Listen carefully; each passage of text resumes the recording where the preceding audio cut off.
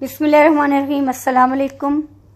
آج ہم سبق قدر ایاز کی مشق حل کریں گے۔ سبق قدر ایاز کی پڑھائی، سبق کی وضاحت، خلاصہ اور کرنل محمد خان کا تعارف ہم اس سے پہلے ویڈیو میں پڑھ چکے ہیں، اس لیے آج اس کی مشق حل کریں گے۔ سب سے پہلے ہم مشکل الفاظ کے معنی پڑھ لیتے ہیں۔ بیرے کا مطلب ہے ہوٹلوں میں کھانا پیش کرنے والے۔ لا شریک کا مطلب ہے جس کا کوئی شریک نہ ہو، یعنی اس جیسا نہ ہو۔ کم و بیش، کم یا زیادہ۔ قطع کا مطلب ہے ٹکڑا۔ قسام ازل، خدائے تعالی۔ شاہانہ کا مطلب ہے بادشاہوں جیسا۔ کرنیل زادہ، کرنلوں کے بیٹے۔ ہمراہ، ساتھ۔ بے فکری، کسی فکر کے بغیر۔ وسیع کا مطلب ہے کھلا چمن باغ۔ حاشیے کا مطلب ہے کنارے۔ بار کہتے ہیں مجرم کا کٹہرا یا شراب خانہ۔ نیزوں اونچے، نیزوں کی طرح اونچے۔ سفید کا مطلب ہے سفید۔ ہر زاویے سے، ہر طرف سے۔ کھلکھلا اٹھے، مسکرا اٹھے۔ پکا پینڈو، اصلی دیہاتی۔ ولایت کہتے ہیں جی انگریزوں کا ملک۔ جینٹل مین، شریف آدمی، مہذب آدمی۔ امیرانہ کا مطلب ہے امیروں جیسا۔ اثاثہ کی جمع ہے زمین جائیداد۔ اثاثہ کہتے ہیں جائیداد کو۔ تیور کا مطلب ہے انداز۔ خاکسارانہ، عاجزانہ۔ خاکسارانہ کا مطلب ہے عاجزانہ۔ کار خیر، اچھا کام۔ اجر، صلہ یا معاوضہ۔ مقامی کا مطلب ہے وہیں کا رہنے والا۔ جمع دار، مزدوروں سے کام لینے والا۔ نگران یا کوڑا کرکٹ اٹھانے والا۔ اناڑی کا مطلب ہے نالائق، یکتا، منفرد یا اکیلا۔ سر شام، شام ہوتے ہی۔ خوش مزاج، اچھا مزاج۔ رنج، افسوس۔ تواضع کہتے ہیں خدمت کو۔ توقع کہتے ہیں امید کو۔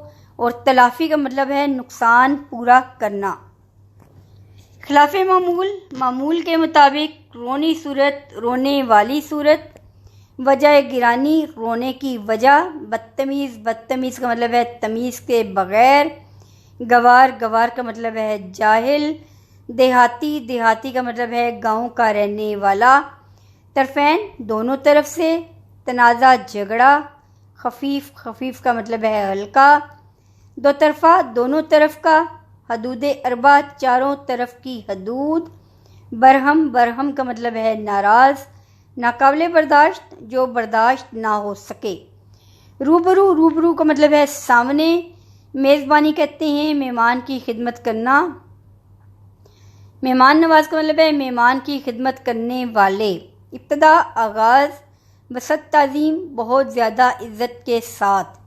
برخوردار، بیٹے یا اولاد۔ ملاقاتی، ملنے والا، ملاقات کرنے والا۔ ترکیب کہتے ہیں طریقہ۔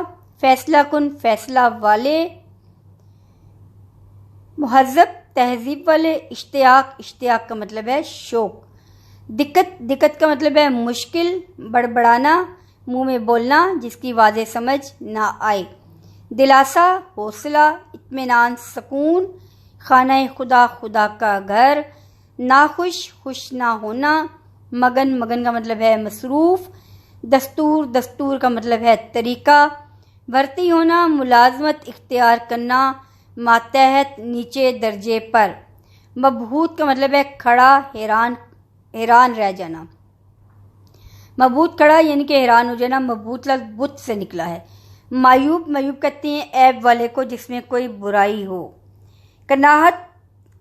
قباحت کا مطلب ہے بری بات جس میں کوئی برائی ہو۔ دیہاتی پن، دیہاتی انداز۔ اور قصہ کا مطلب ہے کہانی یا واقعہ۔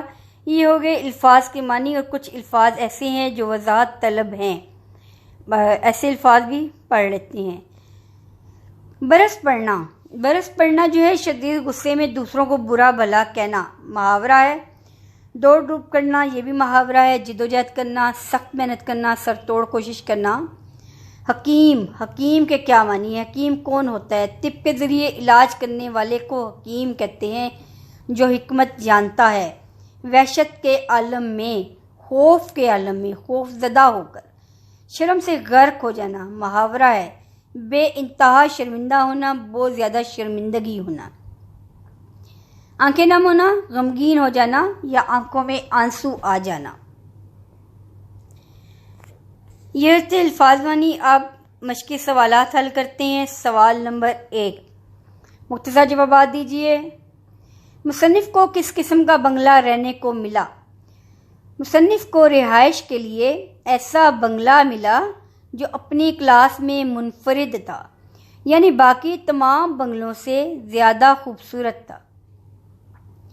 ولسن روڈ پر یہ بنگلہ ولسن صاحب نے خاص طور پر اپنے لیے بنوایا تھا۔ یہ بنگلہ کم و بیش 2 ایکڑ زمین میں واقع تھا۔ عمارت کے سامنے وسیع چمن تھا۔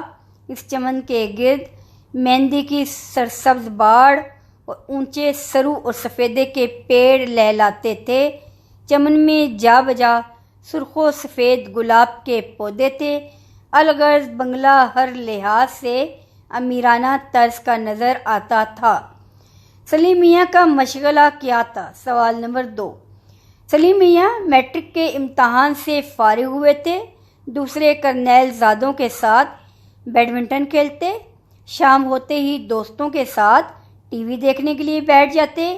اس دوران بوڑھا ملازم علی بخش ان کی خدمت کے لیے کمرے میں آتا جاتا رہتا۔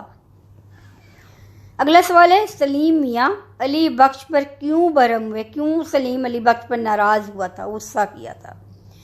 سلیم میاں علی بخش پر اس لیے برہم ہوئے کیونکہ ملازم علی بخش نے ان کے دوست امجد صاحب کو گول کمرے میں صوفے پر نہ بٹھایا، غذا اور ٹھنڈے پانی کی بجائے کوکو کولا پیش نہ کی۔ یہی وجہ تھی ان کو اسی بات پہ غصہ آیا۔ برہمی کی اصل وجہ یہ تھی کہ اب امجد یہ سمجھے گا کہ سلیم میاں کے گھر میں تواضع کا سلیقہ نہیں، یہ لوگ دیہاتی اور جنگلی ہیں۔ اگلا سوال ہے جی، دیہاتی لڑکا پہلے دن سکول گیا تو اس نے کیسا لباس پہن رکھا تھا؟ جب دیہاتی لڑکا پہلے دن سکول آیا تو اس نے ننگے سر پر صافہ باندھ رکھا تھا، بدن پر کرتا تہمد اور پاؤں میں پٹواری جوتا تھا۔ یہ دیہات کا مخصوص لباس ہے، یہ ثقافت ہے دیہات کی۔ ماسٹر جی چھوٹے چودھری کے گاؤں کیوں گئے تھے؟ ماسٹر جی جو چھوٹے ماسٹر صاحب تھے، سیکنڈ ہیڈ ماسٹر، وہ شکار کھیلنے کے شوقین تھے۔ ایک بار دسمبر کے مہینے میں شکار کرتے کرتے چھوٹے چودھری کے گاؤں جا پہنچے۔ انہوں نے یہ سوچا کہ اب شام ہو گئی ہے اور واپسی کا کوئی ذریعہ نہیں ہے، تو انہوں نے رن چھوڑتے انہوں نے اسی وقت یہ فیصلہ کیا کہ یہاں پاس ہی چودھری صاحب کا گاؤں ہے، تو وہ اس لیے آج کی رات چھوٹے چودھری کے پاس گزاریں گے، اس لیے وہ چھوٹے چودھری کے گاؤں چلے گئے۔ ماسٹر جی کو چائے کیسے پیش کی گئی؟ گاؤں میں تو چائے پینے کا رواج نہ تھا، اور جب ماسٹر جی نے چائے کی فرمائش کی تو نہ چائے کا رواج تھا اور نہ کسی کے پاس پتی تھی، تو ان دنوں گاؤں میں چائے بنانے کا رواج نہ تھا، چائے صرف مریضوں کو دی جاتی تھی اور چائے بنانا بھی نہ جانتے تھے۔ جب ماسٹر صاحب کو کچی پکی چائے پیش کی گئی تو وہ چائے کم اور لسی زیادہ تھی، انتہائی بدمزہ تھی۔ ماسٹر صاحب نے ایک گھونٹ بھرا اور پیالی نیچے رکھ دی۔ دیہاتی لڑکے کی کہانی سن کر سلیم میاں پر کیا اثر ہوا؟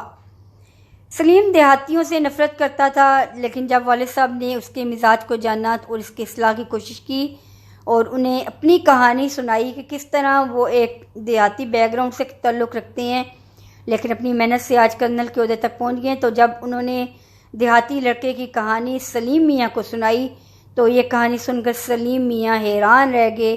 ان کی آنکھوں میں ایک دم دیہاتی کے لیے محبت کی چمک تھی۔ تو اس لیے ایاز آج اپنے اصلی لباس میں بھی اتنا معیوب دکھائی نہ دیتا تھا۔ یہ تھے سوالات کے جوابات۔ اب سوال نمبر 3 ہے جی، کثیر الانتخابی سوالات MCQs۔ کرنیلوں کو رہائش کے لیے کون سے بنگلے ملتے تھے؟ کرنیلوں کو رہائش کے لیے C کلاس بنگلے ملتے تھے۔ الغرض ہمارے بنگلے کا مزاج ہر زاویے سے تھا امیرانہ۔ الغرض ہمارے بنگلے کا مزاج ہر زاویے سے امیرانہ تھا۔ تمام دیہاتیوں نے ماسٹر جی سے برخورداروں کی خیریت دریافت کی. کن برخورداروں کی خیریت دریافت کی تھی؟ نامولود، جو ابھی تک پیدا ہی نہیں ہوئے تھے، کیونکہ ماسٹر صاحب غیر شادی شدہ تھے. ماسٹر جی کے بیٹھنے کے لیے کیا چیز منگوائی گئی؟ ماسٹر جی کے بیٹھنے کے لیے چرپائی منگوائی گئی. وہاں پہ کرسی یا ٹیبلز کا، صوفوں کا رواج تو نہ تھا، تو جو بھی مہمان آتا تھا اس کو عزت سے بٹھانے کے لیے رنگین خوبصورت چرپائی منگوائی جاتی تھی. یہ گاؤں کا دستور تھا، رواج تھا. ماسٹر جی نے کس چیز کی فرمائش کی؟ ماسٹر جی نے چائے پینے کی فرمائش کی تھی. اگلا سوال ہے جی، مذکر اور مونث الفاظ الگ کریں. طول، طول کھینچا جاتا ہے تو طول لفظ مذکر ہے. شان، شان ہوتی ہے، شان بڑھتی ہے تو شان لفظ مونث ہے.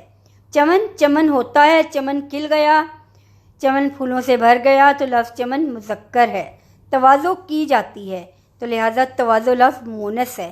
اشتیاق بڑھتا ہے، اشتیاق ہوتا ہے. شوق ہوتا ہے، لفظ اشتیاق شوق سے نکلا ہے. اشتیاق ہوتا ہے تو اس طرح یہ لفظ مذکر ہے.